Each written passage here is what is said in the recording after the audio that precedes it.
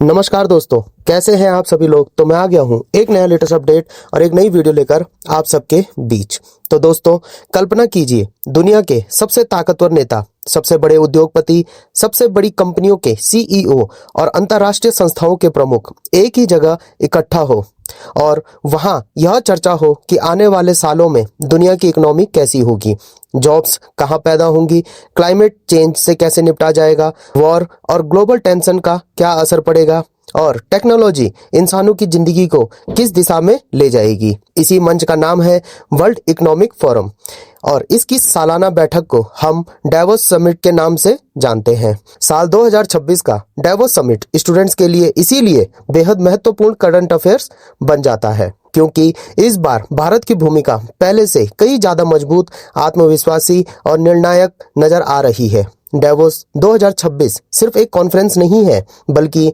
यह वह जगह है जहां दुनिया का फ्यूचर रोड मैप तैयार होता है। और जब भारत इस मंच पर सेंट्रल पोजीशन में दिखाई देता है तो इसका सीधा असर भारत के स्टूडेंट्स, यूथ, इकोनॉमी और जॉब्स पर पड़ता है। वर्ल्ड इकोनॉमिक फोरम की शुरुआत 1971 में हुई थी और इसका उद्देश्य था गवर्नमेंट, बिजनेसेस और सिविल सोसाइटी को एक साथ लाकर ग्लोबल प्रॉब्लम्स पर डिस्कशन करना।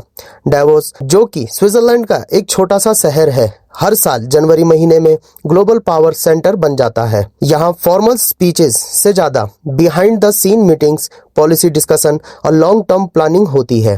डेवोस में जो बातें तय होती हैं वे तुरंत हेडलाइन नहीं बनती, लेकिन अगले 5-10 सालों में वही फैसले दुनिया की दिशा तय करते हैं। इसीलिए एग्जाम्स की तैयारी करने वाले स्टूडेंट्स के लिए डेवोस समिट एक कॉन्सेप्चुअल करंट अफेयर्स है, जहां से economy, international relations, climate policy, technology और जियोपॉलिटिक्स के कई सवाल निकलते हैं। अब बात करते हैं डेवोस 2026 में भारत की भूमिका की।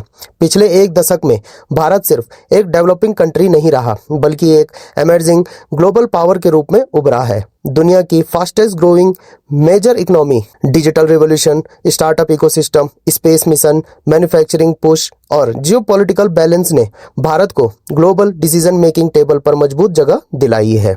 डेवोस 2026 में भारत फोकस सिर्फ इन्वेस्टमेंट अट्रैक्ट करने तक सीमित नहीं है, बल्कि भारत खुद को एक सॉल्यूशन प्रोवाइडर कंट्री के रूप में पेश कर रहा है। इसका मतलब यह है कि climate change, digital public infrastructure, affordable health care, renewable energy और इंक्लूसिव ग्रोथ जैसे ग्लोबल इशू में भारत के मॉडल को दुनिया अपनाने की बात कर रही है। स्टूडेंट्स के लिए यह समझना जरूरी है कि जब डेवोस में भारत की तारीफ होती है या भारत के पॉलिसीज को एग्जाम्पल के तौर पर रखा जाता है तो उसका असर सिलेबस से बाहर की जिंदगी पर भी पड़ता है।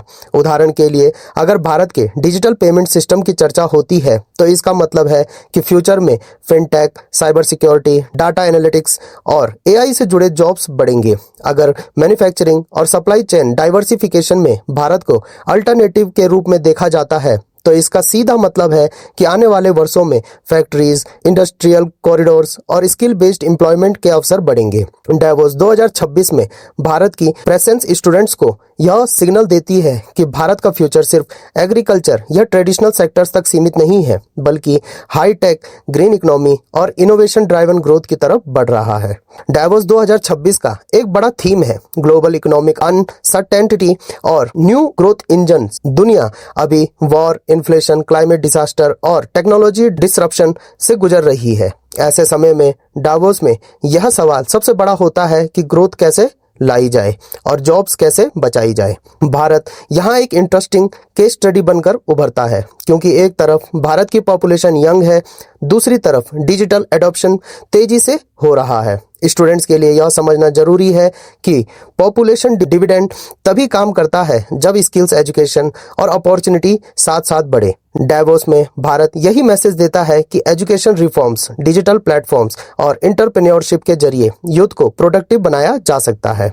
एक और महत्वपूर्ण पॉइंट जो डेवोस 2026 को स्टूडेंट्स के लिए रिलेवेंट बनाता है वह है आर्टिफिशियल इंटेलिजेंस और फ्यूचर ऑफ वर्क। डावोस में यह खुलकर चर्चा हो रही है कि एआई लाखों जॉब्स खत्म कर सकता है, लेकिन साथ ही नई जॉब्स भी क्रिएट करेगा। भारत इस डिबेट में इसीलिए इंपॉर्टेंट है क्योंकि भारत के पास दुनिया का सबसे बड़ा आईटी टैलेंट पूल है। डावोस में भारत यह दिखाने की कोशिश कर रहा है कि कैसे एआई को गवर्नेंस, एजुकेशन, हेल्थ केयर और एग्रीकल्चर में यूज करके इंक्लूसिव ग्रोथ लाई जा सकती है। स्टूडेंट्स के लिए इसका मतलब यह है कि आने वाले समय में सिर्फ डिग्री काफी नहीं होगी, बल्कि स्किल्स और लाइफ लॉन्ग लर्निंग सबसे बड़ा हथियार होगा। क्लाइमेट चेंज डावोस 2026 का एक और बड़ा एजेंडा है और यहाँ भारत की भूमिका दोहरी है। एक तरफ भारत एक डेवलपिंग कंट्री है जहाँ एनर्जी डिमांड तेजी से बढ़ रही है, दूसरी तरफ Bharat renewable energy, solar power और ग्रीन हाइड्रोजन में ग्लोबल लीडर बनने की कोशिश कर रहा है। डावोस में भारत यह आर्गुमेंट रखता है कि क्लाइमेट रिस्पॉन्सिबिलिटी सबकी होनी चाहिए, लेकिन सॉल्यूशन प्रैक्टिकल और अफोर्डेबल होना चाहिए। स्टूडेंट्स के लिए यह topic environment studies, geography, economics और इंटरनेशनल रिलेशंस के इंटरसेक्शन को समझने का बेहतरीन उदाहरण है। जियोपॉलिटिक्स की बात करें, डावोस 2026 ऐसे समय हो रहा है जब दुनिया मल्टीपोलर बन रही है। यूएस, चाइना, रसिया, वेस्ट टेंशन और मिडिल ईस्ट कॉन्फ्लिक्ट्स के बीच भारत खुद को एक बैलेंसिंग पावर के रूप में पेश करता है। डावोस में भारत का स्टैंस यह होता है कि डायलॉग, डिप्लोमेसी और इकोनॉमिक कोऑपरेशन ही लॉन्ग टर्म सॉल्यूशन है। स्टूडेंट्स के लिए यह समझना जरूरी है कि फॉरेन पॉलिसी सिर्फ बॉर्डर और वॉर तक सीमित नहीं है, बल्कि ट्रेड, टेक्नोलॉजी और सप्लाई चेन भी इसका हिस्सा है।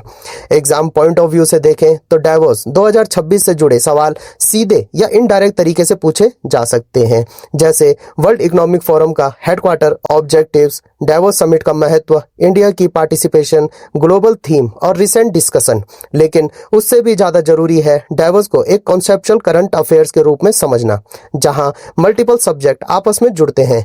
यही रीजन है कि यूपीएससी और अदर एग्जाम फैक्चुअल से ज्यादा एनालिटिकल क्वेश्चन पूछ रहे हैं। अगर हम स्टूडेंट्स की लाइफ पर डावोस 2026 के इम्पैक्ट की बात करें तो इसका सबसे बड़ा असर करियर चॉइस पर पड़ता है। जब डावोस में green jobs, digital economy, AI governance और ग्लोबल सप्लाई चेन्स की बात होती है तो यह संकेत मिलता है कि फ्यूचर में किन किन क्षेत्रों में अपॉर्चुनिटीज होंगी। स्टूडेंट्स अगर सिर्फ शॉर्ट टर्म ट्रेंड्स के पीछे भागने की बजाय डावोस जैसे प्लेटफॉर्म से लॉन्ग टर्म सिग्नल्स समझें तो वे बेहतर कैरियर डिसीजन ले सकते हैं।